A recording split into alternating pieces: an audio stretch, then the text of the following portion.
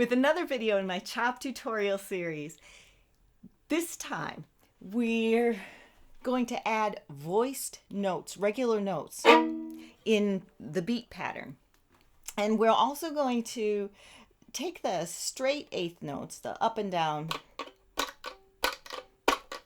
and make a little swing eighth notes. We're going to delay the up chop. Yeah? If this interests you, subscribe for more of the same.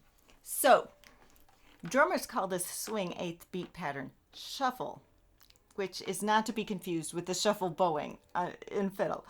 But this shuffle beat pattern is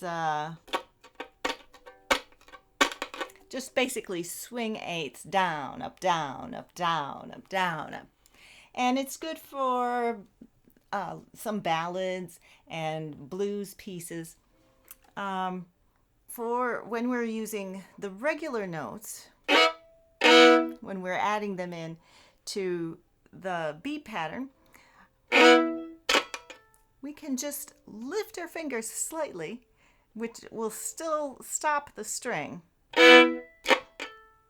and then do our shuffle beat pattern.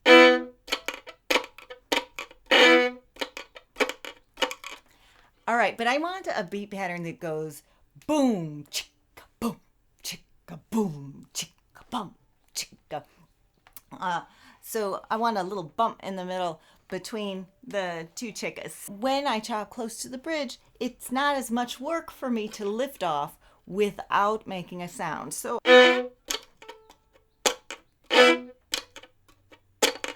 like I said, just lighten up your fingers just slightly. You don't have to cover the strings. It's just too much work. It has a different sound.